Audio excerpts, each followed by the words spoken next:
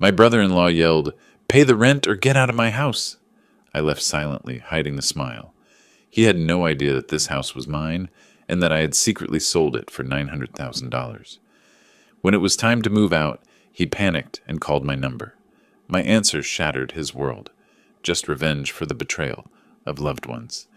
Before we continue, please subscribe to the channel and write in the comments what time it is where you are now. I pushed through the front door with my shoulder, grocery bags cutting into my palms. The weight felt good, substantial. I'd bought the expensive salmon, the French Chardonnay Alma mentioned last month, fresh asparagus still dewy from the market. Small things, offerings. The living room stopped me cold. My leather armchair, the one I'd read in for 30 years, sat crammed against the far wall, facing nothing.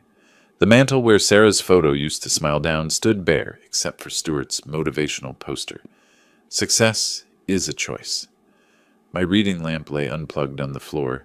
Stuart's massive desk commanded the center of the room now, his ergonomic chair, his filing cabinets, his territory markers scattered across what used to be my space. I shifted the bags and moved toward the kitchen. Alma glanced up from her laptop, her eyes sliding past me like I was furniture.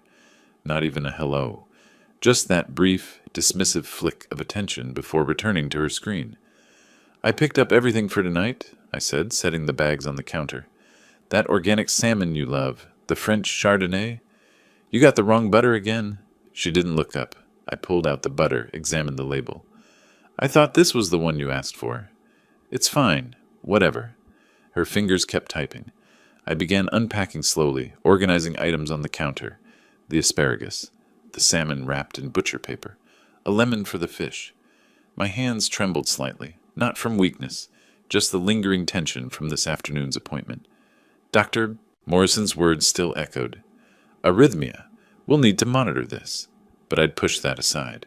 Tonight was about family, about creating something warm. Stuart emerged from his office, saw me, released a heavy sigh. "We need to talk." "Of course." I folded the empty bag. "Let me just finish putting these away. Now, Ray, this is important." I turned to face him, reading his expression. Rehearsed. Whatever this was, he'd practiced it. "All right. Should I make coffee?" "Don't bother." I left the groceries half unpacked and followed him to the dining room. Alma closed her laptop and joined us, her face carefully neutral. They'd coordinated this. The realization settled in my chest like a stone. "I'll start dinner in a bit," I said, trying to salvage normalcy. "Just need 20 minutes. "After," Stuart said, so I sat. Stuart remained standing, his posture straight, hands clasped behind his back like he was addressing a board meeting. "Ray, this situation isn't sustainable. You're living here rent-free, using utilities, taking up space. Starting next month, we need $1,500 monthly rent, or you need to find another place." The fork I'd been fidgeting with went still in my hand. I set it down carefully, the small clink against the plate too loud in the silence. "This is my house," I said quietly. "I designed it. I built it." "Actually, we all live here." Stuart's voice carried that patient tone people use when explaining obvious things to slow children. "And we all need to contribute." I turned to Alma. She was staring at her placemat, tracing the edge with one finger. "Alma, you agree with this?" Her eyes finally met mine, and what I saw there hurt more than Stuart's words. Distance. Resolve. "Dad, we have expenses too. It's only fair." "Fair?" The word tasted bitter. "I'm your father. And we're adults. This is just business." Business. My daughter, who I'd held through nightmares and walked down the aisle, was reducing me to a business arrangement. Stuart leaned forward, palms flat on the table. "So what's your answer?" The dining room pressed in around me, this room where we'd celebrated Sarah's last birthday, where Alma had told us she was engaged, where I'd sat alone after the funeral, picking at casseroles. Neighbors had brought my room, my table, my house. "I need to think about this," I managed. "You have until the end of the week." Stuart straightened, satisfied. 1,500 monthly or start apartment hunting. The chair scraped against the hardwood as I stood, my hands finding the table's edge and gripping hard enough that my knuckles went white. Both of them watched me, Stuart with that business-like patience, Alma still unable to hold my gaze for more than a second. I turned away from the table, my shoulders rigid, and walked toward the kitchen where the salmon still sat on the counter, waiting to be prepared for a family dinner that would never happen. I lay in the narrow bed, staring at ceiling cracks I'd memorized over sleepless months. This room, Alma's childhood bedroom once, with its window seat where she'd read fairy tales, was now my exile. The walls still held the faint outline where her bookshelf had been. Outside, an engine started. I rolled to the window and watched Stuart's Tesla glide down the driveway, red taillights disappearing into the pre-dawn darkness. 6:30. His gym routine, faithful as clockwork. He'd be gone 2 hours. I needed those 2 hours. I dressed in yesterday's clothes and moved through the quiet house. No coffee brewing yet, no lights, just the gray stillness before sunrise. When I reached the master bedroom, my bedroom, the one I'd shared with Sarah for 28 years, I stopped. My hand hovered near the door. I knocked softly. "Dad?" Alma's voice came muffled and sleepy. "What time is it?" "We need to talk, before Stuart gets back." A long pause. Then, "Give me a minute." I waited in the hallway, noticing details I'd been too numb to register before. My medical degree no longer hung on the wall. My engineering certifications, gone. In their place, Alma and Stuart's wedding photos, their vacation shots from Maui, their life expanding into every space mine had occupied. The bedroom door opened. Alma stood there in pajamas, arms crossed, eyes puffy. "Kitchen," she said. She made coffee while I sat at the table. Her movements were automatic, mechanical. Scoop the grounds, pour the water, wait for the drip. Anything to avoid facing me. "Alma, about last night." "Dad, please, it's too early." "When then? When would be a good time to discuss my own house?" She turned, coffee pot forgotten. "That's not how Stuart meant it." "How did he mean it then?" "Dad, you have to understand. We have expenses too. This is just fair." I leaned back, studying her face. When had she learned to look at me this way, like I was a problem requiring a solution? "Fair? Charging rent to live in my house?" "You're living in our space. We're the ones maintaining it, paying utilities, putting money into improvements." "Improvements I never asked for." "That's not the point." She poured coffee with sharp, angry movements. "We're the ones living here, Dad. We're the ones who've made it a home again." "Again?" "It was always a home. My home. After Mom died, you were just existing here. We brought life back." The words landed like a slap. I absorbed them silently, watching steam rise from my cup. "This property has my name on the deed," I said carefully. "Legally, yes. But if you're not happy with the arrangement, you can always find your own place. A nice apartment somewhere. Something manageable." She sat across from me, cradling her mug. "This house is too big for one person anyway." The suggestion hung between us, naked and clear. They wanted me gone. I fell silent, memory pulling me backward. This same kitchen table, 3 years ago. Alma sitting where she sat now, but crying then, her face red and swollen. Stuart beside her, equally devastated. "Dad, we're being evicted. The landlord sold the building. We have nowhere to go." Her voice had been desperate, breaking. "Please, just temporarily. We'll help you through this." I'd still been raw from Sarah's funeral, moving through days like walking underwater. Everything hurt. Everything reminded me of loss. "Of course," I'd said. "Stay as long as you need." "Thank you. We'll make it up to you. We'll help with the house, with everything." Temporarily, that word echoed now, hollow and false. I looked at my daughter across the table. The same daughter, but different somehow. Harder. When had that happened? When had helping me become owning me?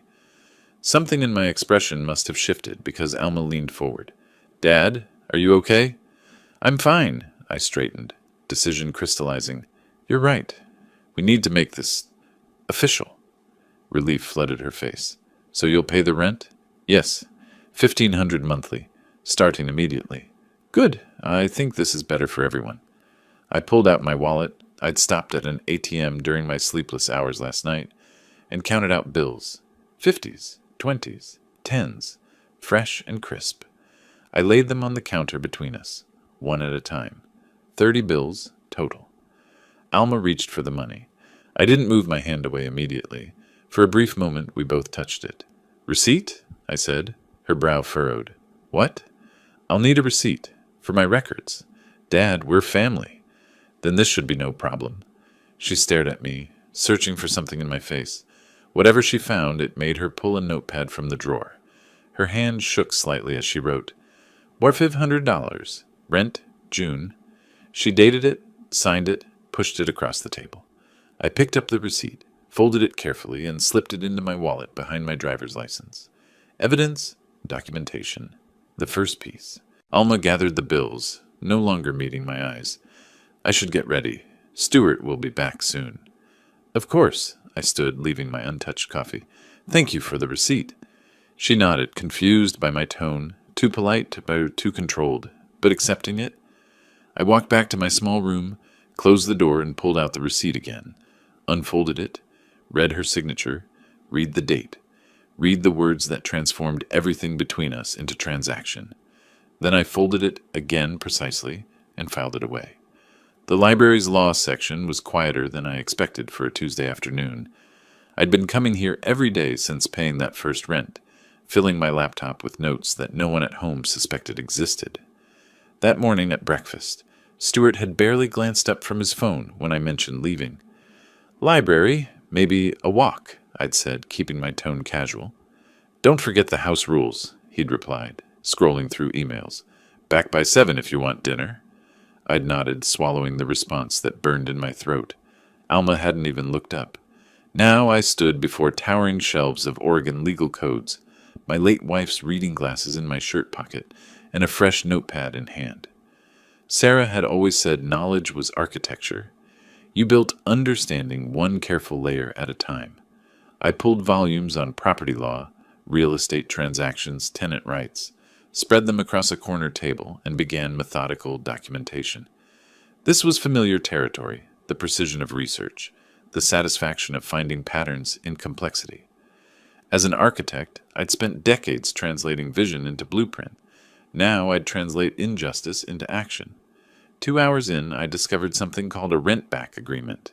Sellers could remain in their property for 30 to 60 days post-sale, while new owners waited to take possession. My pencil stopped mid-note. This was it, a legal way to sell the house while maintaining residence, giving me time to transition while protecting the transaction from interference. Looking for something specific? I glanced up. A woman stood nearby, silver hair in a neat bun, warm eyes behind delicate frames, a volunteer badge clipped to her cardigan. 60-something, elegant in that understated way that speaks of competence rather than effort. Oregon property law, I managed. Sales with delayed occupancy. Rent-back provisions. That's section 346.7, different area? She moved with practiced ease through the stacks, pulling exactly the volume I needed. Legal research is tricky if you don't know the indexing system. I appreciate it. Haven't been here in years. The library remembers everyone, even if they forget it. She set the book before me, and I noticed her hands. Steady, capable, unadorned, except for a simple watch. I'm Gloria. Volunteer here Tuesdays and Thursdays. Ray. She started to leave, then paused, studying my face with gentle concern. Forgive me for saying, but you seem troubled. Are you all right? The unexpected kindness cracked something in my carefully maintained control. Just working through some family complications. Those are often the most difficult. Family can love us and hurt us in the same breath. That's exactly right. Her expression held understanding without pity. Well, whatever you're facing, knowledge is a good first step. I'll leave you to it. I watched her walk away, then dove into the rent-back statutes. Oregon allowed 60 days maximum, required written agreement, legally binding. The seller maintained all ownership rights until closing. New owners couldn't take possession early without consent. My notes grew detailed. Find real estate attorney. Discreet listing. Buyers who accept rent-back terms. Document everything.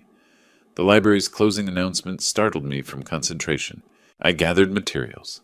Checked out 2 books using my old library card, still valid after all these years. Gloria was at the checkout desk, stamping due dates. Found what you needed? I think I found a way forward. That's good. Sometimes we just need to know our options. I hesitated then. Thank you. Really. Something passed between us. Recognition, maybe. Two people carrying weight they hadn't chosen. The drive home felt different. Sunset painted the familiar streets in unfamiliar colors. My mind worked through logistics, timelines, contingencies, the architect in me sketching plans. I reached home at 6:45, 15 minutes before Stuart's arbitrary deadline. The living room furniture had been rearranged again. My armchair now faced the wall. Stuart emerged from the kitchen, arms crossed, blocking my path like a landlord addressing a problematic tenant. "We need to go over some new arrangements." My stomach tightened. "What kind of arrangements?" "House rules. Nothing unreasonable." He counted them off on his fingers like items on a corporate memo. "No use of living room after 8 p.m. We need quiet for work. 24-hour notice before having any guests. No cooking after 7. And keep your bedroom door closed. The house looks neater that way." Each rule was another small theft, another piece of my autonomy stripped away in my own home. Alma appeared behind him, silent reinforcement. "We're just trying to make this work for everyone," Stuart continued. "You understand, right?" I looked at him.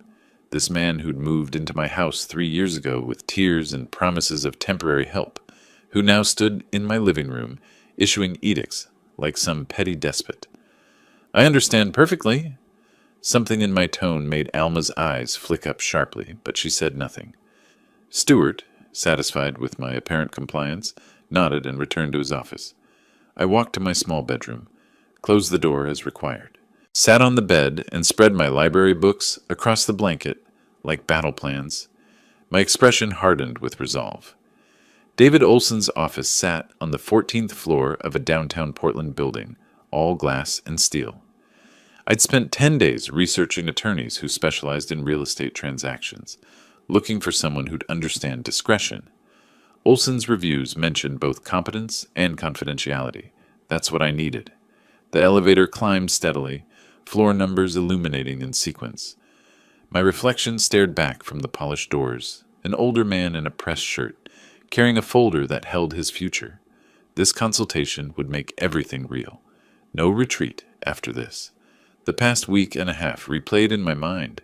Stuart's satisfied smirk when I'd followed his new rules, Alma's indifference, the casual way they discussed my savings at breakfast like it was community property. Each memory crystallized my certainty.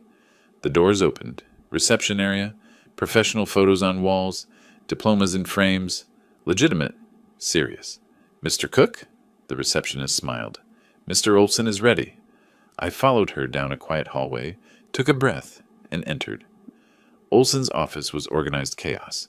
Legal books lining one wall, a large desk with neat stacks of folders, client chairs positioned for conversation, not confrontation. The man himself stood to greet me, mid-50s, gray at the temples, assessing eyes behind wire-rimmed glasses. "Mr. Cook, please sit. Your call mentioned a property matter." I sat, placed my folder on his desk. Beginning was hardest. I need to sell my house, without my family knowing until it's done. His expression remained neutral. He'd heard unusual requests before. "Tell me the situation. I need full context to advise you properly." So I explained. My house, designed it myself 30 years ago. Daughter and son-in-law moved in 3 years ago, supposedly temporary. Now charging me rent in my own home, implementing rules, effectively squeezing me out. Olson listened, took notes, asked precise questions. "The property deed is solely in your name?" "Yes." "They have no legal lease agreement? Nothing formal? You're paying rent without a rental contract?" I pulled out the receipt Alma had written, laid it on his desk beside the deed, and my original architectural plans for the house. He reviewed each document carefully, his practiced eye catching details I'd worried over. "Mr. Cook, you have every legal right to sell. It's your property."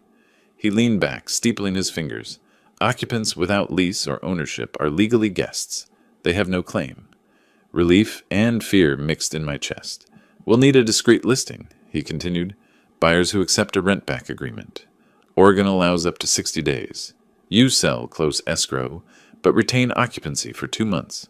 During that time, you find new housing and prepare to move. And they won't know until the new owners take legal possession. They'll receive an eviction notice 30 days before the mandatory move-out date." I absorbed this. "How long does the process take?" With proper buyers, 30 to 60 days for closing. I can connect you with a realtor who handles discreet sales. He consulted his computer. Portland market is strong.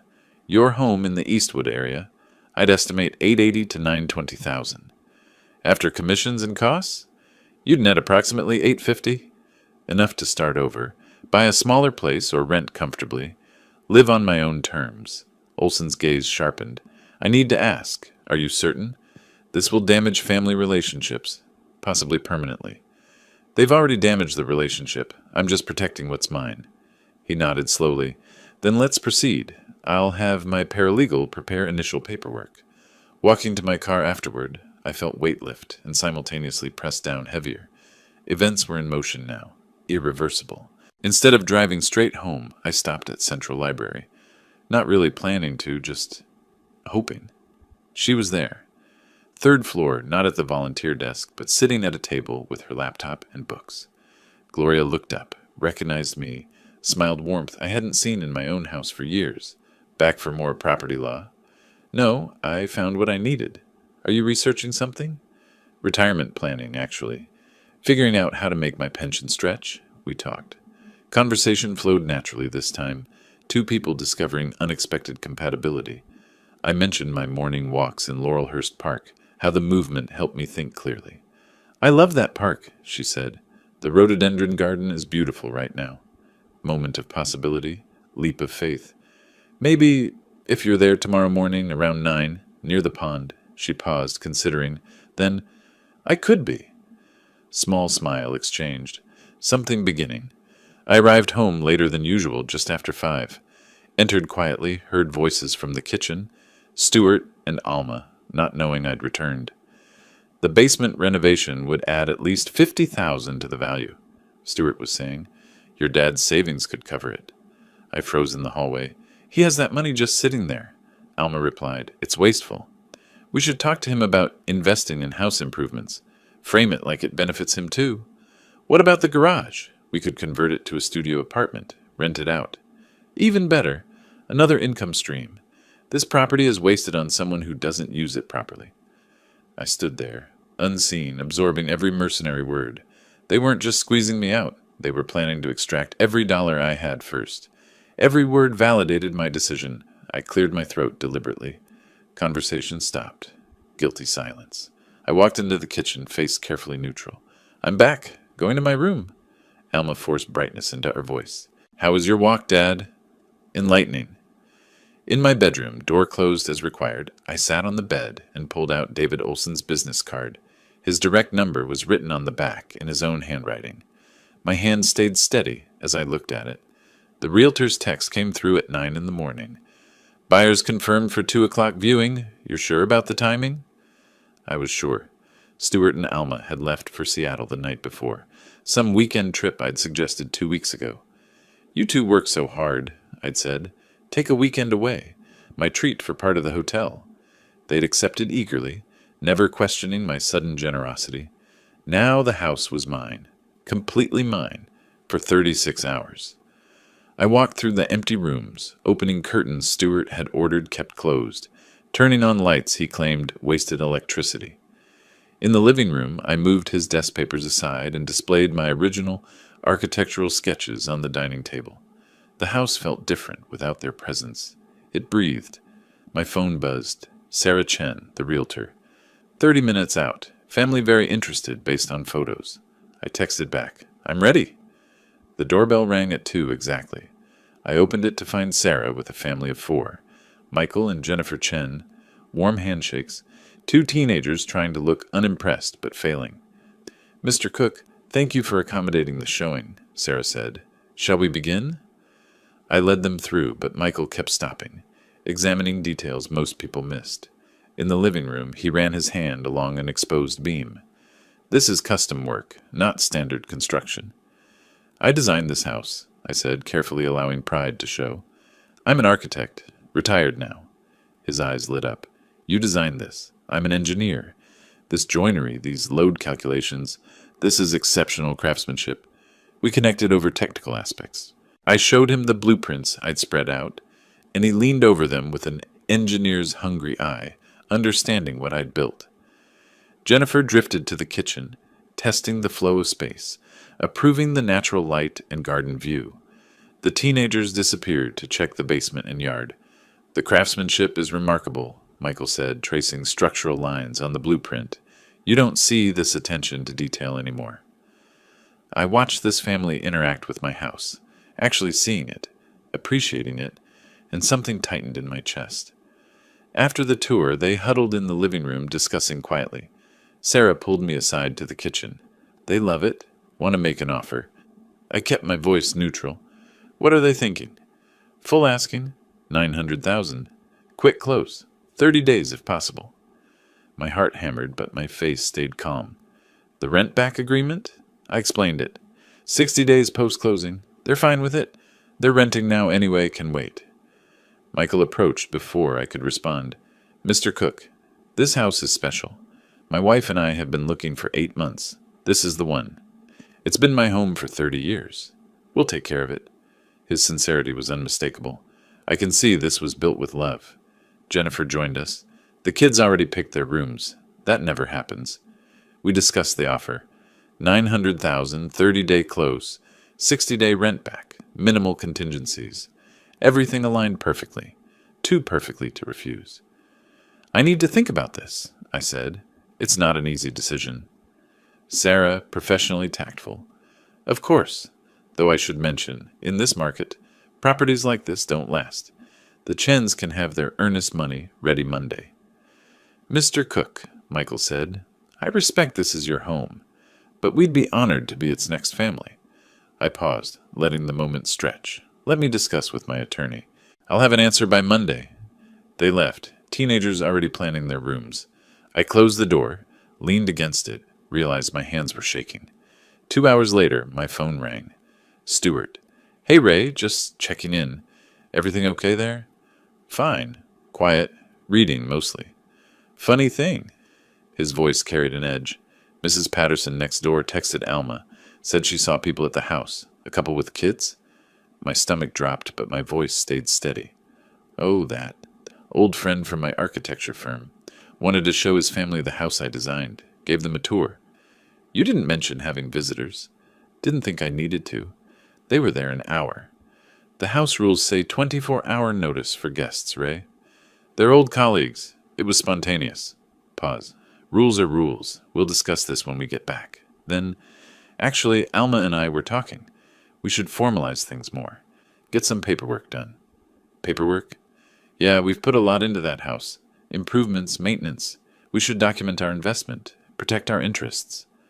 I processed this carefully. Stuart was sensing something, trying to establish claim. That sounds reasonable. What kind of documentation? Receipts for the work we've done. Maybe talk to a lawyer about equity sharing or something, since we've been maintaining the place. I see. Well, if you want to consult a lawyer, that's your right. Good. We'll set something up next week. Just want everything fair and legal, you know? Absolutely. Fair and legal is important. All right, we're heading to dinner. Keep the doors locked. The call ended. I sat in silence, processing Stuart's move, trying to establish ownership claim before something happened. But it was too late. Papers were already in motion with Olson. I texted my attorney.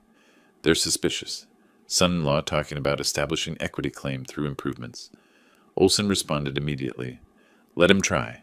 Won't affect sale. You're sole owner per deed. Keep playing along.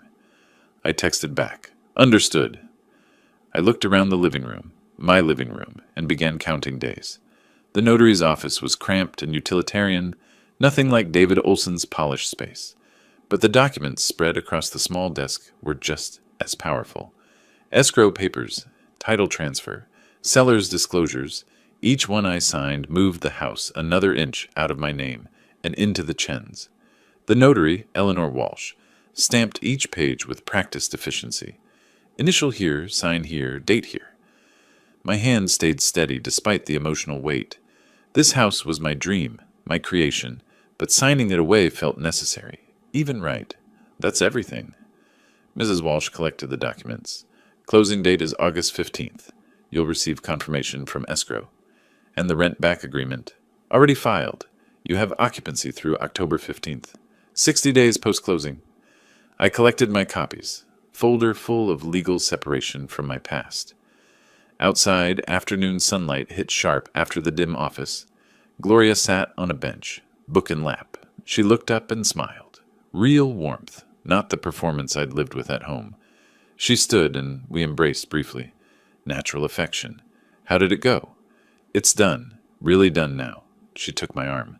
Come on. We have apartments to see. Forward, not back. In her car, she asked, You're sure about this? Selling the house? 30 years I put into that place, but the last 2 years erased what it meant. Sometimes we have to let go of what we built to build something new. I looked at her, this woman who appeared when I needed hope. Over the past 2 weeks, we'd walked Laurelhurst Park every morning, coffee at the cafe, by the pond, conversations about our lives, her divorce 10 years ago, my wife's death 3 years ago, shared loneliness transforming into companionship. Yesterday, we'd held hands for the first time. I couldn't do this without you. Yes, you could, but I'm glad you don't have to. We drove to Selwood, across the river from my current neighborhood. The district charmed immediately. Small shops, tree-lined streets, older homes converted to apartments. Tom, the rental agent, met us at the first property. Too small, too dark. The second apartment was better. 2 bedrooms, second floor, overlooking a garden. I walked through with my architect's eye, assessing everything. Kitchen adequate. Living room with good light. Bedrooms decent, Gloria noticed. You're redesigning it in your head already. I smiled slightly. Habit. But yes, I could make this work. $1,800 a month, Tom said. Available August 1st. Gloria, practical. What about furniture? You're leaving with just your personal items? I'll need to buy everything new, but that's actually appealing. Start clean. We viewed a third apartment, but the second one kept pulling me back. The Selwood place? Tom noted my interest. It's popular. If you want it, I need application today. I'll take it. What do you need from me? Application process moved quickly. References, deposit, first, last, and security, totaling $5,400. Credit check. I wrote the check from my savings. Not the house sale yet. August 1st. Gloria checked the date. That's soon. 9 days. Time to start packing. In her car outside the rental office, paperwork complete, I turned to her. Gloria, I need to tell you something. About the house sale? My daughter and son-in-law. They don't know I'm selling. Won't know until the eviction notice. She absorbed this. That's quite a surprise you're planning. I explained fuller context. The rent demand, the rules, feeling erased in my own home. She listened without judgment. Does that make me cruel? Not telling them? It makes you someone protecting yourself. They made their choices. This is yours. I keep thinking about Alma as a child. She wasn't always like this. People change. Sometimes the kindest thing is letting them face consequences. I looked at her directly. I'm falling for you. Is that wrong? In the middle of all this. Life doesn't pause for perfect timing. I'm falling too. We held hands across the console. What happens after August 15th? She asked. After they find out? I disappear into my new apartment. Start over. With you, if you'll be part of it. I'm already part of it. Ray returned home late afternoon. Stuart intercepted him immediately in the hallway. Where have you been? I needed to talk to you. Out. Errands. You need to start telling us where you go. We worry. I bit back my response. Nodded. Anyway, Alma and I made a decision. Starting this weekend, we need 24-hour notice before you use the kitchen on Saturdays and Sundays. We're meal prepping and need the space. The kitchen, in my own house. Our house, Ray. We all live here. Compromise is important.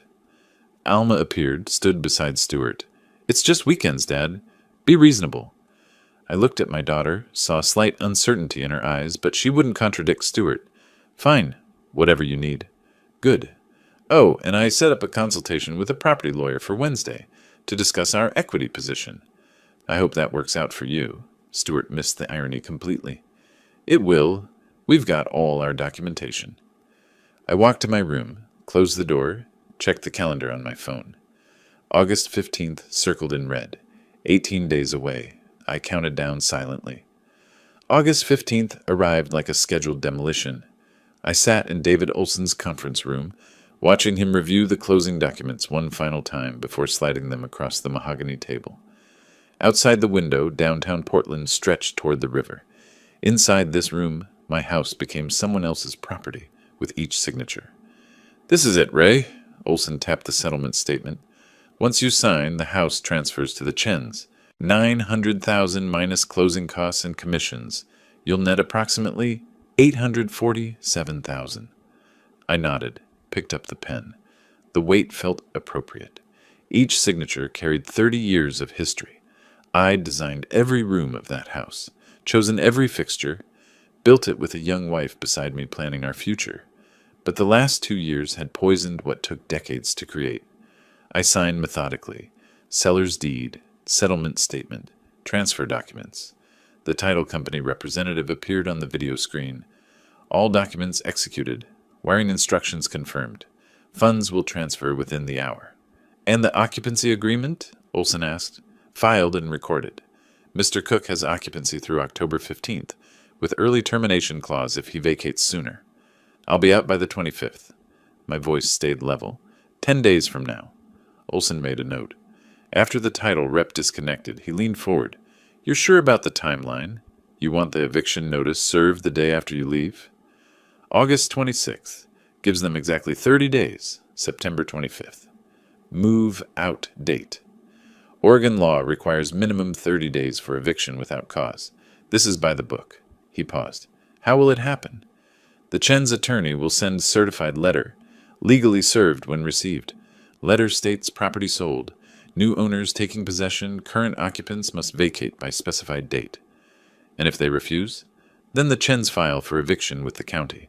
Sheriff serves papers. They'll leave." Olson studied my face. "Ray, are you ready for the fallout? Your daughter will be devastated. My daughter devastated me for 2 years. She made her choices." He accepted this, handed me my copies of the closing documents. My phone buzzed. Bank notification. $847,000 deposited. Years of work, converted to numbers, now funding my escape. "It's done," I said. "You're free?" I returned home early afternoon. Stewart's door was closed. Video call in progress. Alma sat at the kitchen table with her laptop, barely glancing up. I moved through the house like a ghost, went to my small bedroom, and began systematic removal. I'd been doing this for days in small amounts they hadn't noticed. Today I accelerated. Clothes into suitcase, books into boxes. The framed photo of Sarah, the one they'd removed from the mantel, carefully wrapped. My architectural drafting tools from the closet, personal documents from the drawer. Each item was a memory, a piece of myself they'd tried to erase. I carried 2 boxes to my car. The trunk was already half full from previous trips. Returned for more. Alma glanced up as I passed through. "Moving stuff around, Dad?" "Just organizing, decluttering." "Good. Less clutter's better." She returned to her screen, dismissive. I made 3 more trips while Stewart remained occupied. By late afternoon, most of my essential belongings were packed. Stewart emerged from his office around 6, noticed my bedroom door open, saw the room looking sparse. "Ray, what's going on?" I kept my voice carefully neutral. "Organizing, getting rid of things I don't need." He walked into the room, scanned the empty shelves, the half-empty closet. "You're getting rid of a lot." "I'm 64, don't need much." His eyes narrowed. "You're not planning something, are you?" "Like what?" "I don't know. You've been weird lately. Distant. I'm following your rules. Staying out of the way. Isn't that what you wanted?" He couldn't articulate his concern, but something felt off to him. "Where do you go during the day? You're gone a lot." "Walks, library, coffee shops. I have my own life. Just seems suspicious." "You're the one who wanted me to pay rent and follow rules. I'm doing exactly that." He couldn't argue, but his unease remained. Later that evening, dinner time approached. I cooked in the kitchen before the 7 p.m. deadline. Alma came in, saw me preparing a simple meal for myself. "You've been so listless lately. Are you feeling okay?" "I'm fine. You just seem different, less there." I looked at my daughter, saw a stranger. "Maybe I'm just tired, Alma." "Well, try to perk up. Your mood affects the whole house. I'll work on that." She left, unsatisfied, but not enough to pursue it further. I finished cooking, ate alone in my room per the rules. Sat on the bed afterward, looked around at the nearly empty space. 10 more days. I pulled out my phone, texted Gloria. Closing complete. I'm officially free. 10 more days. She responded immediately. My door's open whenever you're ready. I'm proud of you. I allowed myself a small smile. Tomorrow I'd take more. Day by day, piece by piece, I was disappearing from this house. I looked at the calendar on my phone. August 25th circled in red, counting down. August 25th arrived with clear skies and cool morning air. I woke before dawn in my nearly empty bedroom, the sparse space echoing what I'd become in this house. A ghost who'd already left. Stuart and Alma slept soundly in the master bedroom, my former bedroom, unaware this was the last morning they'd wake believing the house was theirs. I dressed quietly in the dim pre-dawn light. My last boxes sat stacked by the door. Car keys in my pocket. I pulled the envelope from my jacket, the note I'd written 3 days ago. Opened it, read one final time. Alma and Stuart, I fulfilled your requirement. You told me to pay rent or find another place. I found another place. Consider this my move-out notice. Think about your actions and how you treated me in my own home. Dad. Brief. No explanation of the sale. No emotion. Just facts. I folded the note back, wrote their names on the envelope's face. One final look around the room. This was Alma's childhood bedroom once, then my exile, now my past. I picked up the first box, carried it quietly to the front door. The house was silent except for Stuart's, snoring from the master bedroom. Made multiple trips, loading final boxes into my car trunk and back seat. My entire life now portable. I returned inside for a final sweep. Walked through the house in dim morning light. Living room. Stuart's desk dominated where my reading chair used to be. Kitchen, where they'd charged me rent to cook.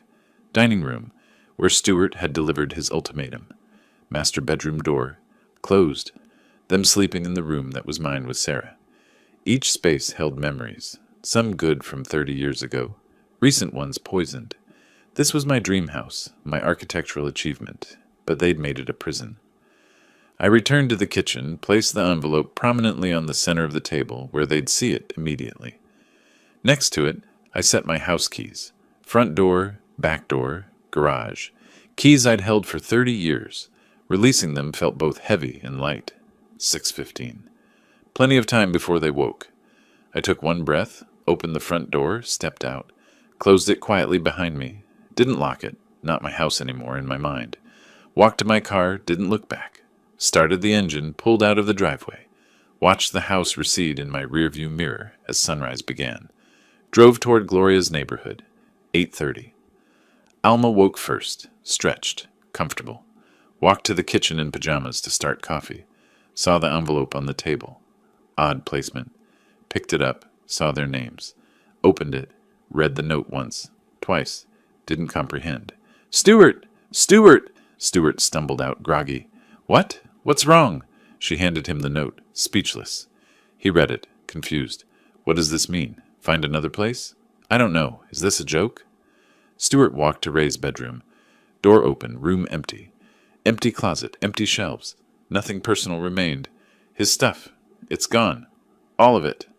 Alma joined him, stared at the barren space. Where did it go? This doesn't make sense. When did he move it? He's been doing that organizing thing? That must have been... He was packing. Right under our noses. First reaction was offense. How dare he just leave without discussing it? This is so childish. Leaving a note like we're roommates, not family. Stuart's face hardened. Good riddance, honestly. Now we have the whole house. Alma trying to convince herself. Right. It's actually better. More space. We should celebrate. He finally did something right. Left on his own. Next morning, August 26th. Stuart retrieved the mail, bills, junk, and a large certified letter. Sender, Patterson and Associates, attorneys at law, on behalf of Chen family. What's this? He opened it, began reading, his face drained of color. What? What is it? Stuart's voice shook. Notice of eviction. No, this says the house was sold. Alma grabbed the letter, read aloud. Notification of property sale and termination of occupancy rights. The property located at this address was sold by the legal owner, Ray Cook, to Michael and Jennifer Chen on August 15th, 2025. As you are not legal tenants or owners, you are required to vacate the premises by September 25th, 2025. Failure to vacate will result in formal eviction proceedings. Stunned silence. This is impossible. He can't sell the house. It's in his name. He designed it. Legally, but we live here. We have rights. Do we? We never signed a lease. We just moved in. Stewart grabbed his phone, called the law firm number. Receptionist confirmed. Property sold. August 15th. All documentation legal and filed. He demanded to speak to an attorney. Put on hold. The attorney confirmed everything. Ray Cook, sole owner, sold property, legally. New owners taking possession. Current occupants must vacate in 30 days. We've invested in this house. Improvements, maintenance. Without ownership or lease agreement, you have no claim. I suggest you begin looking for new housing. Stewart ended the call, face white. This can't be happening. Stewart paced, disbelief turning to fury. He planned this. The whole time. When? How long? That's why he was weird. The organizing, the empty room. Alma's voice came small. He sold the house. His own house. Our house. We've been here 2 years. No. Alma looked at the letter in her hands. It was his house. We were guests. Guests who paid for renovations, who maintained everything. Stewart, we charged him rent. So, he should have contributed. We charged him rent, in his own house. That's not the point. That's exactly the point. That's why he did this. Alma tried calling Ray. Straight to voicemail. Tried again. Same result. He blocked us. I'm calling a lawyer. We'll fight this.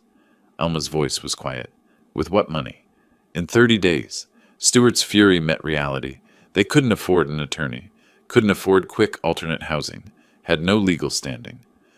Alma sat at the kitchen table with the eviction notice. Stewart called property lawyers who all said the same thing. No case. Must vacate. She stared at Ray's note on the table. Think about your actions and how you treated me in my own home. She finally understood what they'd done. 3 days after finding the eviction notice, Stewart was still calling every property attorney in Portland. I knew this because Gloria showed me the voicemails he'd left on my old phone, the one I'd stopped using the day I left. His voice progressed from angry demands for explanation to bargaining offers of negotiation to barely concealed panic. I sat in Gloria's living room, afternoon light streaming through windows, my old phone buzzing on the coffee table. Again. Gloria glanced up from her book. How many times is that? 17 since yesterday. 14 from Stewart, 3 from Alma. Are you going to answer? Eventually, let them sit with it first. The phone buzzed again. 18th call. Stewart. I picked it up this time, took a breath, answered. Yes, Stewart? Explosion of sound. His voice high, panicked, furious. What did you do? You sold the house? How could you? My voice stayed neutral. I exercised my legal right as the property owner. You can't just sell someone's home. It was my home, Stewart. Mine. You were guests who overstayed your welcome. We have rights. We've been there 2 years. We've invested money. You have no rights. No lease. No ownership. No claim. I checked with my attorney. Your attorney? His voice cracked. You planned this. When? How long? Does it matter? It's done. The house sold August 15th. You received proper legal notice. Rage and desperation mixed in his tone. We'll sue. We'll prove you're not mentally competent. You're old. You don't understand what you did. Ice entered my voice. I passed a cognitive assessment administered by a licensed physician. My attorney required it. I have documentation of complete mental competency. You have nothing. This is insane. You can't do this to your own daughter. My daughter did this to herself. You both did. You charged me rent in my own house, Stewart. You made rules about when I could cook, when I could use rooms I designed. You treated me like an inconvenience you could extract money from. That was just... We needed help with expenses. You needed to control me? Now you have 30 days. Use them wisely. His voice broke. Ray, please. We have nowhere to go. No money for deposits. You're destroying us. No, Stewart. I'm protecting myself. There's a difference. He screamed something incoherent. The line went dead. I set the phone down. Gloria came over, sat beside me, took my hand. 30 minutes passed. The phone rang again. Alma. I considered not answering, but this was my daughter. Alma, crying. Daddy, please. This has to be a mistake, a misunderstanding. My heart clenched at Daddy. She hadn't called me that in years. It's not a mistake. I sold the house, legally and deliberately. But why? Why didn't you tell us? We could have talked about it. When, Alma? Between Stuart demanding rent, or you telling me to declutter so the house looked better? When would we have talked? We didn't mean... Yes, you did. You meant every rule, every demand, every dismissive comment. Dad, I'm sorry. We're sorry. We'll change. Just cancel the sale. You can cancel it, right? The sale closed 10 days ago. The money's in my account. It's over. Desperation rose in her voice. Where will we go? We don't have money for first and last and deposit on a new place. Rentals in Portland are so expensive. You have a month to figure it out. That's more time than you would have given me if I couldn't pay your rent. That's different. You're our father. Exactly. I'm your father. And you treated me like an ATM machine and an unwanted tenant in my own home. Sobbing now. Please, Daddy, please, we'll do anything. My voice came tired. There's nothing to do, Alma. Learn from this. Treat people with respect, especially people who love you. I ended the call, set the phone down. Gloria squeezed my hand. That was harder than I expected. Because you still love her. Yes, but I can't save her from herself. Over the following days, I learned through mutual acquaintances about their desperate search. 5 different attorneys, same answer from each. No case, sale was legal, must vacate or face sheriff. Stuart tried claiming verbal lease agreement. Attorney told him verbal agreements meant nothing without proof and didn't apply to family arrangements anyway. They searched rental listings. 3-bedroom houses in decent areas, $3,500 to $4,000 monthly. 2-bedroom apartments in good areas, $2,800 to $3,200. 1-bedroom apartments in their preferred neighborhoods, $2,000 to $2,400, but too small for their belongings. Reality crashed down. They needed to downsize drastically. Stuart blamed Alma. Your father did this because you didn't stand up to him about the rules. Alma blamed Stuart. You were the one who demanded rent. I told you it might backfire. Their relationship fractured under stress. Arguments escalated. Stuart stopped looking for jobs, depressed and angry. Alma cried constantly, lost and overwhelmed. Several days after the phone calls, Gloria asked, Do you regret it, selling the house? I thought carefully. I regret that it came to this.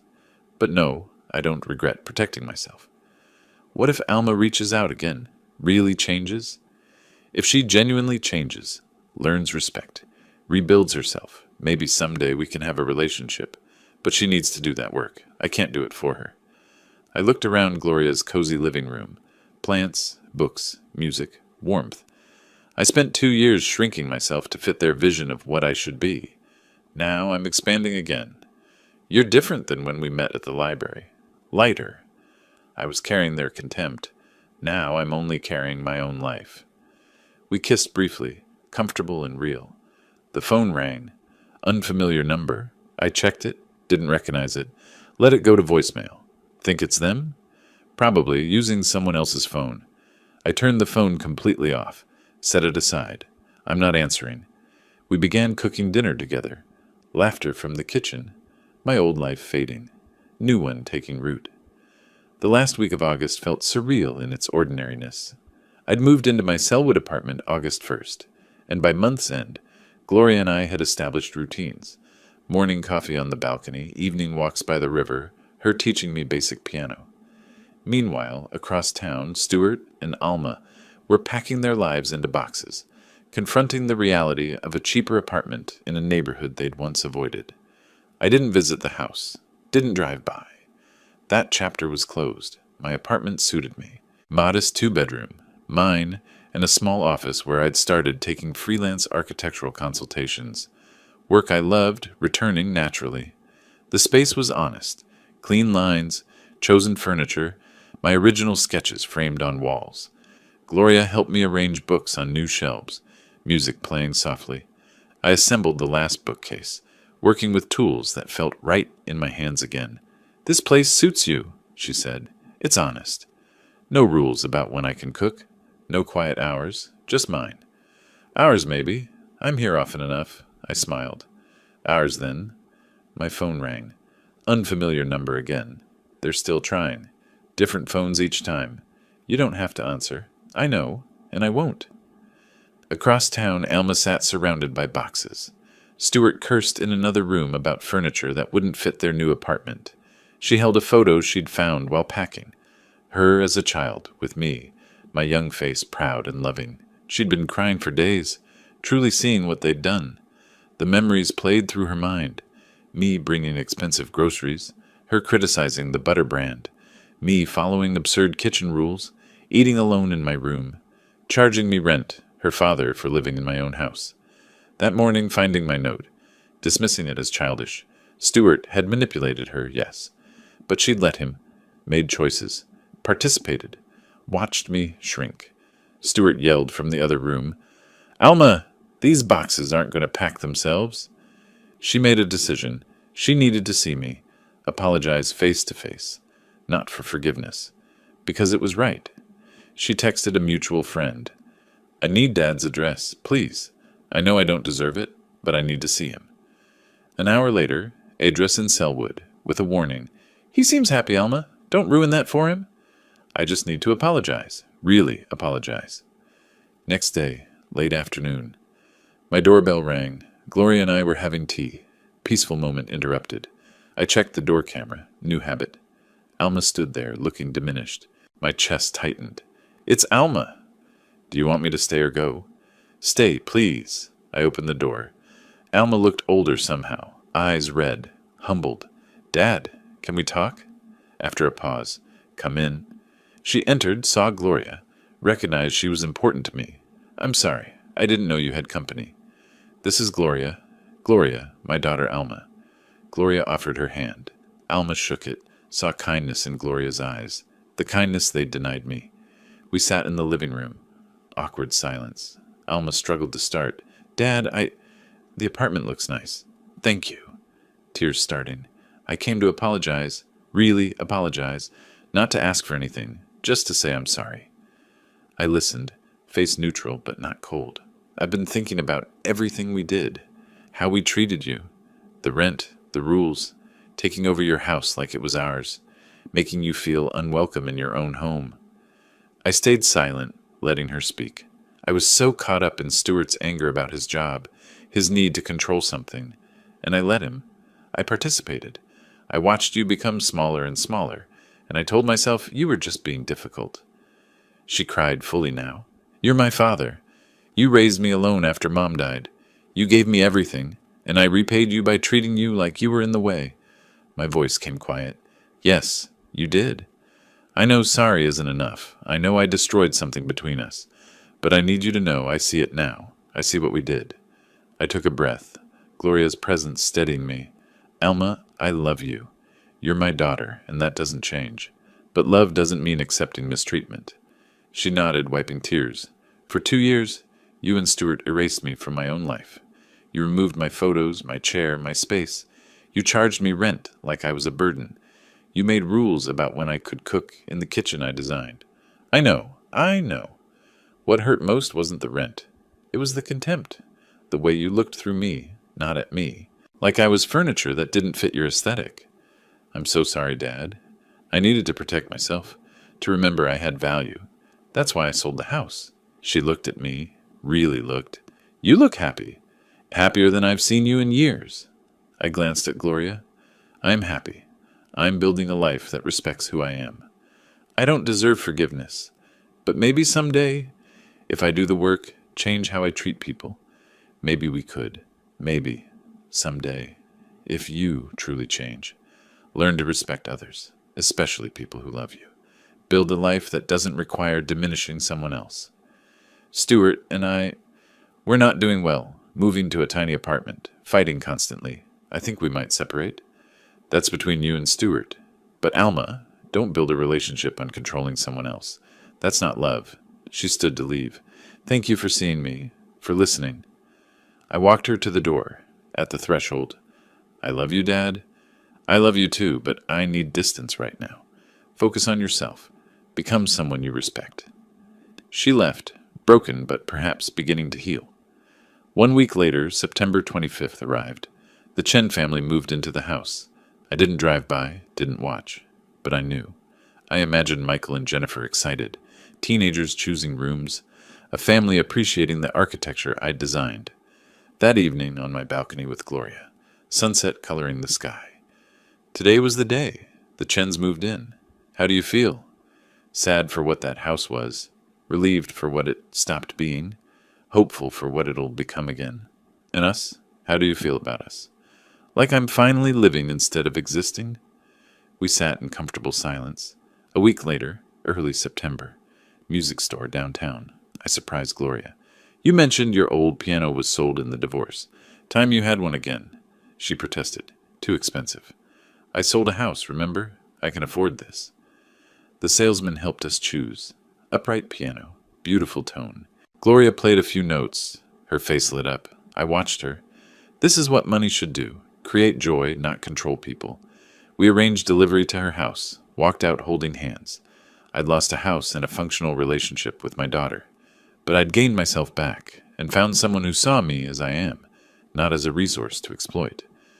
Gloria's laugh, my smile, sunset light, piano music imagined in the future, life continuing forward. If you like this story, please like this video, subscribe to the channel, and share your impressions of this story in the comments. To listen to the next story, click on the box on the left. Thank you for watching.